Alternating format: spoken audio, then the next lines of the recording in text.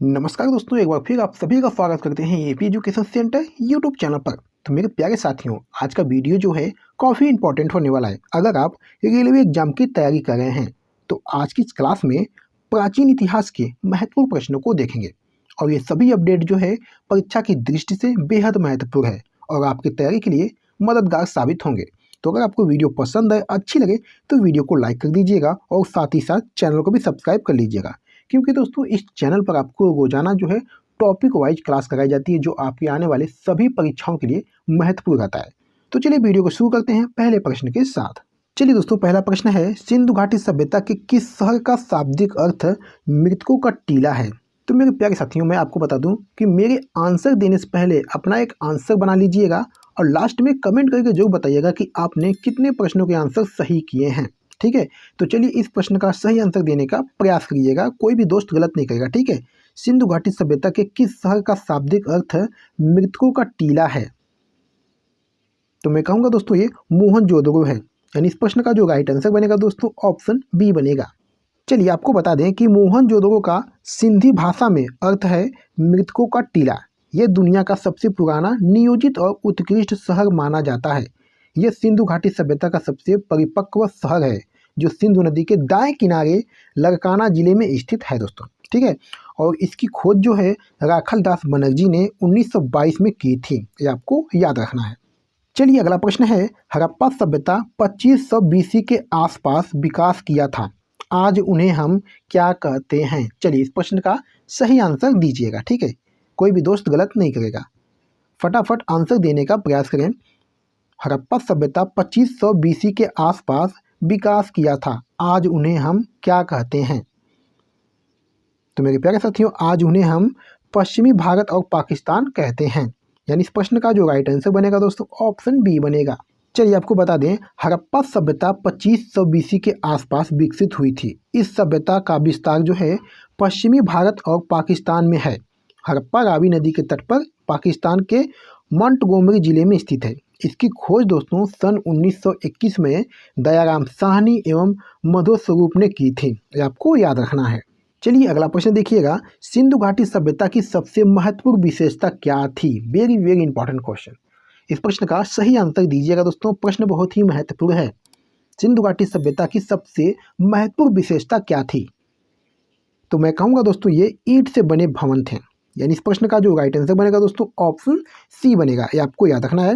सिंधु घाटी सभ्यता की सबसे महत्वपूर्ण विशेषता ईंट के बने भवन थे दोस्तों। ठीक है, चलिए आपको बता दें कि सिंधु घाटी सभ्यता की सबसे महत्वपूर्ण विशेषता ईंट के बने भवन थे। यह विश्व की प्राचीन नदी घाटी सभ्यताओं में प्रमुख हैं। ईंटों का प्रयोग सभी हड़प्पा बस्तियों में किया गया था। चलिए दोस्तों अगला प्रश्न देखिएगा, सिंधु घाटी सभ्यता क्या थी? बहुत ही अच्छा प्रश्न है दोस्तों, सिंधु घाटी सभ्यता क्या थी? तो मैं कहूँगा दोस्तों ये कांस्ययुगीन सभ्यता थी, यानी इस प्रश्न का सही आंसर दोस्तों ऑप्शन डी बनेगा। चलिए दोस्तों आपको बता दें कि सिंधु घाटी सभ्यता को कांस्ययुगीन सभ्यता भी कहा जाता है। इस सभ्यता में पहली बार कांसा धातु का प्रयोग किया गया था जो तांबे और टीन का मिश्रण था। सिंधु सभ्यता के 1400 केंद्रों को खोजा जा चुका है, जिसमें 925 केंद्र भारत में हैं। यह सभ्यता सिंधु और उसकी सहायक नदियों के आसपास विस्तृत थी दोस्तों। ठीक है, ये आपको याद रखना है।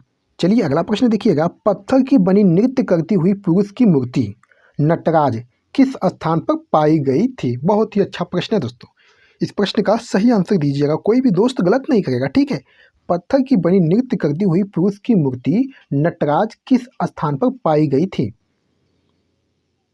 तो मैं कहूँगा दोस्तों ये हड़प्पा में पाई गई थी, यानी इस प्रश्न का सही आंसर ऑप्शन सी बनेगा।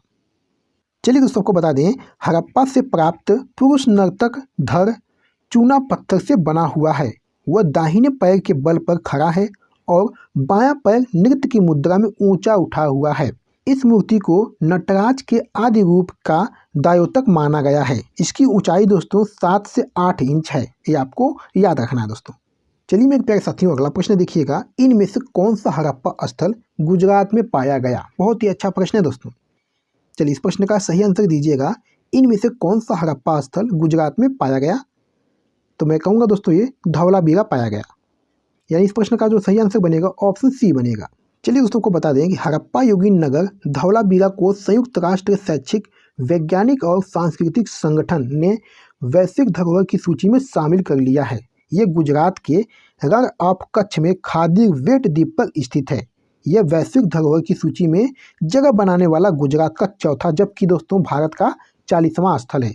इसकी खोज दोस्तों 1968 ईस्वी में जगतपति जोशी ने की थी। ये आपको याद रखना है। चलिए दोस्तों अगला प्रश्न देखिएगा, निम्नलिखित में से कौन सा स्थल सिंधु घाटी सभ्यता का हिस्सा नहीं है? चलिए इस क्वेश्चन का सही आंसर दीजिएगा। निम्नलिखित में से कौन सा स्थल सिंधु घाटी सभ्यता का हिस्सा नहीं है? तो मैं कहूँगा दोस्तों ये उरुक है, यानी option D is the right answer. चलिए दोस्तों आपको बता दें कि सिंधु घाटी सभ्यता के प्रमुख स्थल मोहनजोदड़ो, कालीबंगा, हड़प्पा, धौलावीरा, लोथल तथा राखीगढ़ी थे। जबकि दोस्तों उरुक जो है एक सुमेरियन सभ्यता का शहर था। सिंधु सभ्यता या हड़प्पा के प्रारंभिक स्थल सिंधु नदी के आसपास केंद्रित था, अतः इसे सिंधु सभ्यता कहा गया। भारतीय उपमहाद्वीप में यह प्रथम नगरीय क्रांति की अवस्था को दर्शाती है दोस्तों। ठीक है, ये आपको याद रखना है। चलिए मेरे प्यारे साथियों अगला प्रश्न देखिएगा, सिंधु सभ्यता के इनमें से किन स्थलों में जलाशयों के साक्ष्य मिले हैं? बहुत ही अच्छा प्रश्न है दोस्तों। इस प्रश्न का सही आंसर देने का प्रयास करिएगा दोस्तों। सिंधु सभ्यता के इनमें से किन स्थलों में जलाशयों के साक्ष्य मिले हैं? तो मैं कहूँगा दोस्तों ये धौलावीरा में मिले हैं, यानी इस प्रश्न का सही आंसर दोस्तों ऑप्शन बी बनेगा। चलिए मेरे प्यारे साथियों आपको बता दें कि धौलावीरा गुजरात के कच्छ के रण में स्थित है। इसकी खोज दोस्तों 1967-68 में जेपी जोशी ने की थी। यह नगर आयताकार बना था। यहाँ से एक विशाल जलाशय का साक्ष्य मिलता है। सुरकोटदा के कलश सावधान के साक्ष्य मिले हैं। रोपड़ से सेलखड़ी की मुहर, मृदभांड एवं कुल्हाड़ी आदि के साक्ष्य पाए गए हैं। यहाँ के निवासी जो है जल संचय की कुशल अभियांत्रिक कला से परिचित थे दोस्तों। ठीक है, ये सभी आपको याद रखना है। मेरे प्यारे साथियों अगला प्रश्न देखिएगा, पुरातात्विक स्थल सुरकोटरा किस राज्य में स्थित है? बहुत ही अच्छा प्रश्न है दोस्तों। चलिए इस प्रश्न का सही आंसर दीजिएगा। पुरातात्विक स्थल सुरकोटरा किस राज्य में स्थित है? तो मैं कहूँगा दोस्तों ये गुजरात राज्य में स्थित है, यानी इस प्रश्न का सही आंसर ऑप्शन डी बनेगा। चलिए मेरे प्यारे साथियों आपको महत्वपूर्ण पॉइंट बता दें, सुरकोटदा या सुरकोटरा गुजरात के कच्छ जिले में स्थित है। इस स्थल से हड़प्पा सभ्यता के विस्तार के प्रमाण मिले हैं।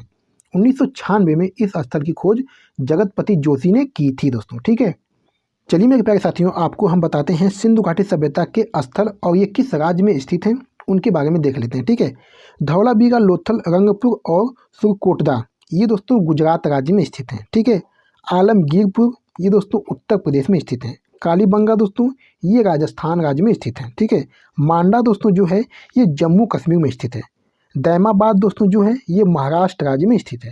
रोपड़ दोस्तों जो है ये पंजाब राज्य में स्थित है। ठीक है, ये सभी महत्वपूर्ण पॉइंट दोस्तों आपको याद रखना है। चलिए मेरे प्यारे साथियों इस वीडियो का लास्ट क्वेश्चन है, 1944 में भारतीय पुरातत्व सर्वेक्षण के महानिदेशक के रूप में किसने पदभार संभाला और हड़प्पा की खुदाई का जिम्मा लिया? बहुत ही अच्छा प्रश्न है दोस्तों। इस प्रश्न का सही आंसर दीजिएगा। 1944 में भारतीय पुरातत्व सर्वेक्षण के महानिदेशक के रूप में किसने पदभार संभाला और हड़प्पा की खुदाई का जिम्मा लिया?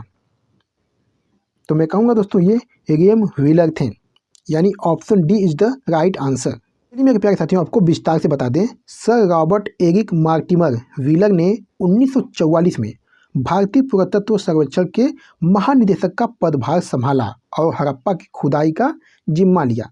भारतीय पुरातत्व सर्वेक्षण का प्रमुख कार्य राष्ट्रीय महत्व के प्राचीन स्मारकों तथा पुरातात्विक स्थलों और अवशेषों का रख रखाव करना है।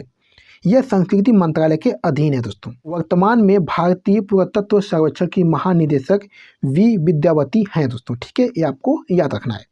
तो मेरे प्यारे साथियों वीडियो को यहीं पर समाप्त करते हैं। वीडियो आपको कैसी लगी? अगर वीडियो को पसंद आई या अच्छी लगी तो वीडियो को लाइक कर दीजिएगा और साथ ही साथ चैनल को भी सब्सक्राइब कर लीजिएगा। तो चलिए फिर मिलते हैं आपसे अगली वीडियो में, तब तक के लिए धन्यवाद।